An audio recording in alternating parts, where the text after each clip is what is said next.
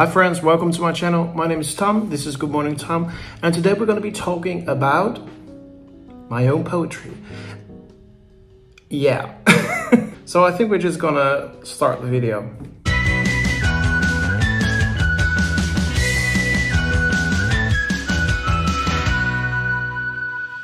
So today's video is a video I've been planning to make for quite a long time, but I just kept pushing away from me. But here it is. I don't know how I'm gonna do this. I don't know what I'm gonna be talking about, but we'll see.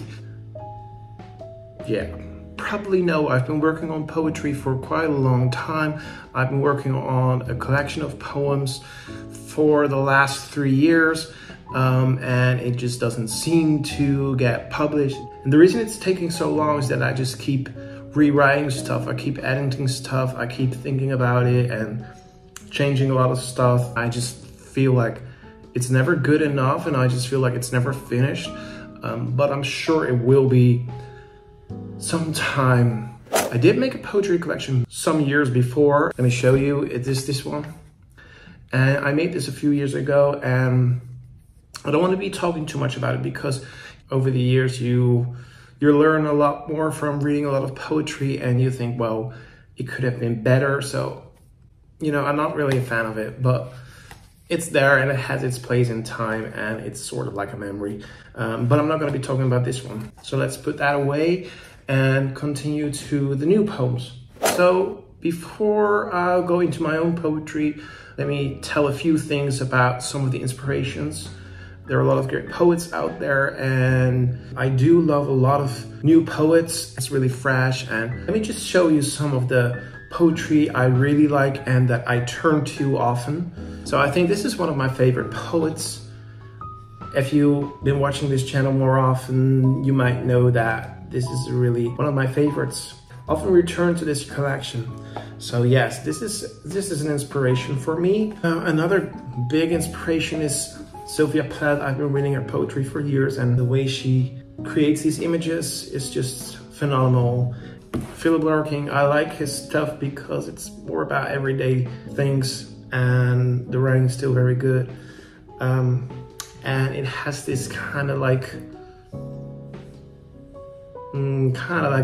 grumpy feel to it. I don't know how to say it, but and I like that. I also get a bit of melancholic, or you know, so that is right. I really like this, and it almost feels sometimes a bit like it's a bit sarcastic, but it's really good. It's really beautiful. This is not my biggest inspiration, but I like her way of writing because it's like sort of rock and roll poetry. The way she places stuff on the page, like these shorter poems, feels like it's kind of like badass, you know.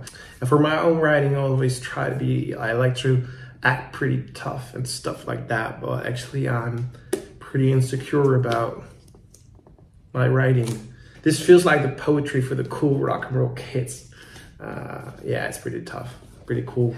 So I just got my first test pressing of my new book, but that doesn't mean anything. Like I said before, I'll probably have like 3 more test pressings before anything will be ready to get out, but I do want to read some of it because I feel like I've been talking about this for a pretty long time and never read anything to you guys, so I will be doing that.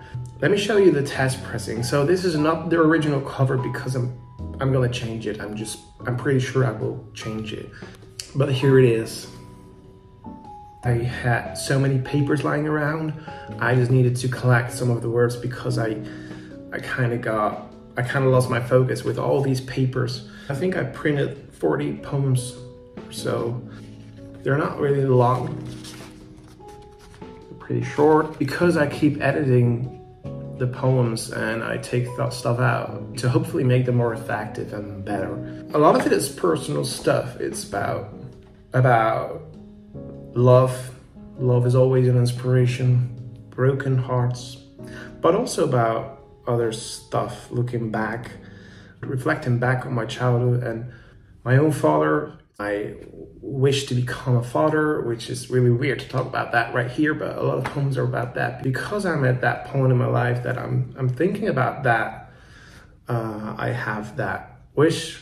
And I've been writing this for 3 years, so I've been thinking about those poems for a pretty long time. I've written this from the heart. It's the only way that you can write something that has meaning. It may also be the reason why I hadn't put this out yet. I suck at talking about my own poetry. I suck at that. Let's just read a poem. Let's just do that and go over with it. So this poem is called 3 a.m. It is about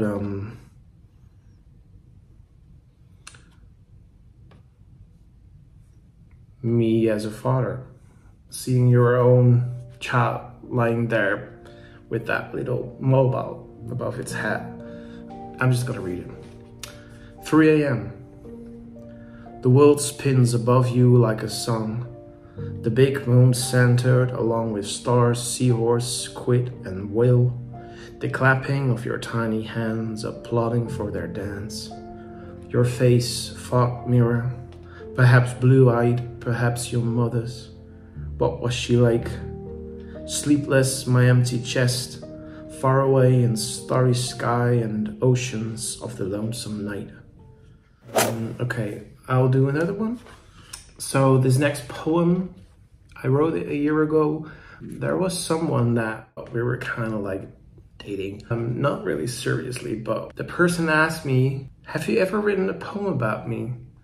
He asked me that. I didn't answer it because I didn't want to answer it. But this poem is about that one. And it's called Fearlessly. He asked me if I had ever written a poem about him. We were sitting outside on his balcony, or actually the fire escape, looking out over the giant garden, a private nest for homeless men. Troop of strangled trees, reminder of my muddled desk, somewhat of a jail sometimes. And I don't know, maybe he was there on the drafts and scribbles, fearlessly asking such a thing. That's a short poem.